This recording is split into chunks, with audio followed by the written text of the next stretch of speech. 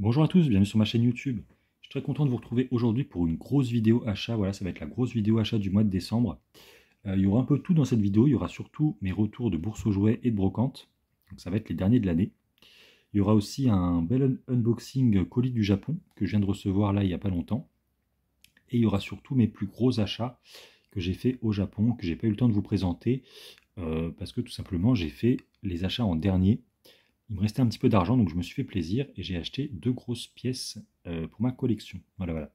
Donc on va commencer tout de suite par quoi on va commencer? Par le retour des bourses aux jouets et des brocantes. Alors, je me suis trouvé un petit jeu Switch à 5 euros. C'est pas le meilleur des jeux Switch, mais le Sonic Forces, voilà. Hop, 5 euros, il est complet avec les cartes. Donc ça fait toujours plaisir. Le jeu n'a pas eu un très bon retour dans la presse, mais bon, à voir ce que ça donne, honnêtement, pour le prix, je risque pas grand-chose. Je suis pas hyper fan des Sonic récents, mais bon, on verra bien ce que ça donne. Voilà, voilà. Ensuite, je me suis trouvé un énorme lot de jouets. Alors ça, j'étais super content, c'était la semaine dernière. Pour la petite histoire, c'est une grand-mère, en fait, qui sortait des cartons. Et je vois qu'il y a un mec sur un carton de jouets des années 80, du coup, j'étais un peu dégoûté. Parce que je me suis dit qu'il allait tout prendre. Et en fait, il a laissé pas mal de trucs. Il a surtout pris, je crois qu'il a pris un perso de G.I. Joe et deux persos de Star Wars des années 80. Et il a laissé beaucoup de jouets sympas, à commencer par ce Shredder. Je crois qu'il est de 87. Celui-là, c'est la première série des Tortues Ninja. Donc je suis hyper content de le choper celui-là parce que je le trouve toujours sans la cape et sans la ceinture. Et là, il est complet. Enfin, il est complet. Au niveau des vêtements, en tout cas. Et ce qui est très cool, c'est que j'ai retrouvé chez moi. Alors, je ne savais pas que j'avais, mais j'ai retrouvé l'arme de Shredder. Donc c'est trop bien parce qu'il ira très bien dans ma vitrine. Hop, de Tortues Ninja. Sachant que moi, je n'expose que mes Tortues Ninja qui sont avec les armes. Donc là, ça fait extrêmement plaisir d'avoir ce petit Shredder quasi complet. Voilà, il n'y a pas toutes les armes. Je crois qu'il a aussi un kunai et d'autres petites babioles. En tout cas, ça fait plaisir. Dans ce carton, il y avait aussi deux G.I. Joe que j'ai pris. Alors oui, je ne vous ai pas dit, c'était 1 euro pièce le jouet. Donc c'était plutôt sympa. Il y avait ce petit G.I. Joe. Alors les G.I. Joe, d'habitude, je ne prends pas, mais c'était pour arrondir à la fin le prix, parce que j'ai eu un petit prix sur le lot. Et celui-là, voilà. Hop, petit aigle. Très sympa. Et puis surtout, ce qui m'a fait prendre le lot, c'était un gros lot de Dino Monster. Alors les Dino Monster, voilà, c'est des petits personnages comme ça qui vont chevaucher des dinosaures. Alors c'était avant Star Wars, n'importe quoi. Avant Jurassic Park, avant toute la hype qu'il y a eu sur les dinosaures dans les années 90, puisque c'est sorti en 1987. Donc, du coup, voilà, c'était assez précurseur sur son temps, parce que il y avait très peu de séries basées sur les dinosaures. Et Dino Rider, c'est quasiment la première gamme de jouets, on va dire, à licence, qui ont mis en scène des dinosaures. Et là, donc, du coup, on a tous les cavaliers, on va dire. Ah non, il y en a un autre là, pardon. Hop. Tac. Donc, on a des aliens et des humains, voilà, qui vont combattre à dos de dinosaures. Et ce qui était très cool, c'est qu'il n'y avait pas que les personnages, il y avait aussi les dinosaures.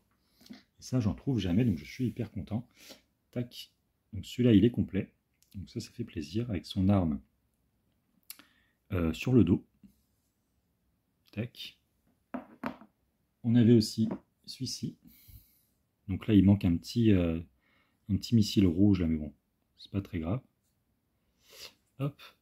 Et surtout, le meilleur pour la fin, une sorte de Triceratops. Alors, je m'y connais pas trop en dinosaures, mais voilà.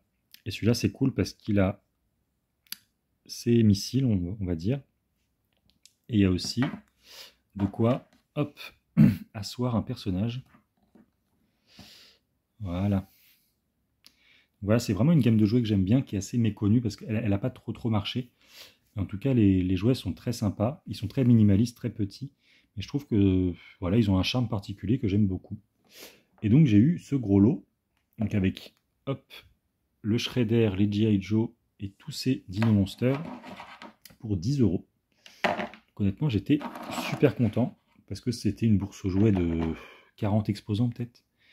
Il y avait vraiment peu de monde, donc je ne pensais pas trouver quelque chose. Et je suis reparti avec un petit sac plein, donc ça fait toujours plaisir de tomber là-dessus. Voilà, voilà. Ensuite, on va passer à un colis que j'ai reçu. du site Remembo.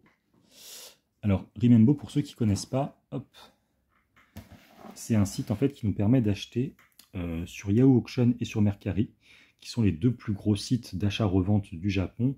Mercari étant le Leboncoin japonais avec des achats immédiats, et Yahoo Auction, c'est plutôt le eBay avec beaucoup d'enchères, des trucs comme ça. Voilà. Et ce qui est top avec ce site, c'est que vous pouvez commander donc du coup sur Mercari et sur Yahoo Auction, et vous pouvez modifier le prix des objets pour éviter de se taper la douane. Donc ça, voilà, je ne sais pas si c'est très légal, mais en tout cas, c'est très sympa, parce que ça nous permet d'économiser beaucoup d'euros. D'ailleurs, pour ceux qui sont intéressés, je vous mets un petit lien dans la description qui vous permet d'avoir 1000 yens de réduction sur vos premiers achats Remembo. Donc n'hésitez pas, c'est très fiable, c'est très bien emballé et ça va super vite avec FedEx. Vous avez votre colis en moins de 5 jours du Japon. Donc c'est vraiment super bien. Voilà, donc j'ai déjà déballé le colis. Hop. Donc on va voir ce qui se cache à l'intérieur. Donc je me suis trouvé un petit lot de jouets.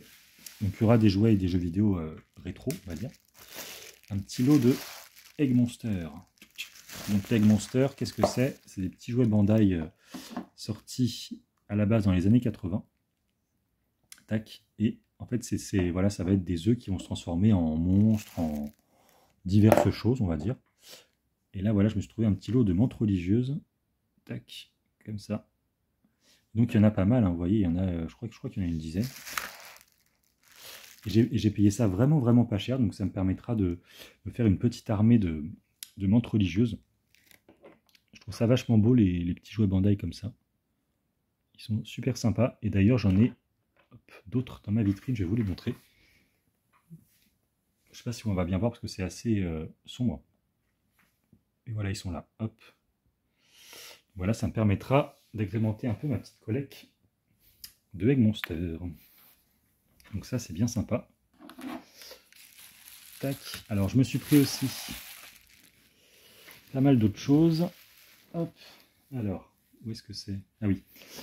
Alors ça, je suis très content parce que vous le savez si vous avez vu mes dernières vidéos achats au Japon. Je suis à fond sur la Neo Geo Pocket en ce moment. Et je me suis trouvé un petit jeu. Hop, Melon-chan. Je crois que je l'ai eu sur Mercari, celui-là, pour pas grand-chose. J'ai dû le payer un peu plus de 2000 yens, donc moins de 20 euros, quoi, entre 15 et 20 euros.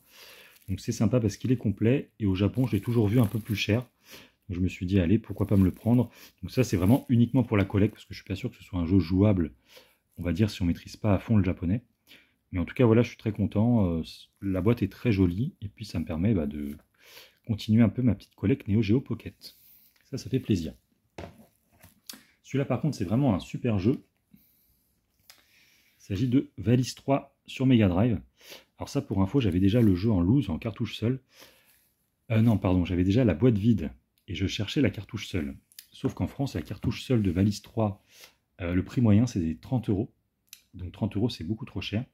Et là, il faut savoir que j'ai remporté ce jeu complet aux enchères pour moins de 20 euros. Voilà. Donc du coup, j'ai toujours une boîte vide de Valis 3, mais au moins, j'ai le jeu complet. Le jeu est en très bon état. Et franchement, pour le prix, c'est vraiment top parce que c'est un très bon jeu d'action plateforme 2D. Une série qui était à la base sortie sur PC Engine, si je dis pas de bêtises. Donc voilà. Super content de ma rentrée Mega Drive. Parce que les Mega Drive Jap, c'est de plus en plus dur à choper, comme vous le savez, hein, si vous collectionnez un peu le rétro. Hop. Ensuite, par contre, on va continuer. Ouais, du coup, j'avais d'autres choses dans mon colis japonais, mais bon, ça va pas vous intéresser. C'est des cartes de catch japonaises, donc ça, je vais pas vous montrer. Mais du coup, maintenant, on va passer à mes derniers achats du Japon. Donc, je me suis chopé des petits trucs, dont mes deux plus gros achats. Donc, on va commencer par ça parce que c'est le moins intéressant, on va dire. Un petit Infinity Strash Dragon Quest, voilà. The Adventure of Dai. Un jeu qui s'est fait bâcher un peu partout, donc il a été très vite bradé. Là, il était à 2900 yens, donc 20 euros. Donc, je suis très content parce que moi, je suis fan de Dragon Quest. Donc, ça me permettra de le tester. Les retours sont assez mitigés. Apparemment, il n'est pas nul, mais il a déçu beaucoup de monde, quoi. Voilà. Surtout si on est fan du manga de base. D'ailleurs, en parlant de Dragon Quest, je suis un peu dégoûté parce que je viens de voir que Dragon Quest Monsters, là, le dernier sorti sur Switch en France, il est en rupture de stock partout. Donc je suis dès que j'aurais dû le précommander, je pensais pas que ça allait partir aussi vite et qu'il y aurait si peu de stock. Malheureusement, voilà. Ça va être assez chaud de se le choper maintenant pour un prix correct. Et donc du coup, mes plus gros achats, qu'est-ce que c'est? Eh bien, ce sont d'incroyables robots Poppy briquet. Voilà, des Gold Lightan. Hop, des années 80. Alors attendez, je vais vous sortir ça. Voilà, donc ils sont là, ils sont magnifiques. Voilà, des petits robots, enfin, des briquets qui se transforment en robots plutôt. Donc voilà, c'est vraiment les boîtes d'époque des années 80, donc je trouve ça incroyable. Franchement, elles sont magnifiques. Les boîtes sont un peu sunfed sur le devant, mais honnêtement, c'était vraiment correct par rapport à ce qui peut se pratiquer sur Internet. Donc je suis très très content de les avoir chopés. Et donc du coup, bah, je vais vous en montrer un. Attendez. Tac, donc voilà comment ça se présente. On dirait vraiment un briquet. Hein. Et en fait, bah, il peut hop, se transformer. Donc je ne vais pas le transformer entièrement, mais en gros, voilà, vous avez la tête, vous avez les bras qui soulèvent, les jambes qui peuvent s'écarter, etc. Et ça nous fait du coup un beau robot comme ça. Gold Lightan, donc c'était une série télé japonaise, un manga en fait des années 80. Je suis hyper content d'avoir chopé ça parce que c'était vraiment des items qui me faisaient hyper envie. Bon, c'est quand même très cher. Hein. J'ai payé quasiment, on va dire, 80 € pièce. Ce qui reste correct. Hein. Voilà, donc ils sont complets. Hop. Donc, voilà le robot, comment il est au final. Et puis voilà, bah, du coup, ça ira très bien dans ma petite vitrine de Poppy ici, là. Tac. Donc, il commence à être bien rempli. Mais voilà, je suis hyper content de mettre entré ça. Franchement, c'est 2 pièces que je voulais absolument. Donc je suis ravi. Et il faut savoir que j'ai eu très chaud parce que, en fait, pour mon trajet du retour, je faisais escale en Allemagne et a priori, c'est interdit de ramener des briquets en Allemagne, que ce soit en soute ou en bagage à main. Donc j'ai eu peur en fait qu'ils prennent ces jouets pour des vrais briquets et qu'ils m'interdisent en fait de les prendre dans l'avion. Heureusement, c'est passé, donc je suis hyper content. Tac. En tout cas, voilà, ça fait des très belles pièces pour ma collègue et je suis ravi. Donc voilà, c'est tout pour cette grosse vidéo. J'espère que ça vous aura plu. Et puis, bah, moi, je vous dis à très bientôt pour une prochaine vidéo. Salut à tous.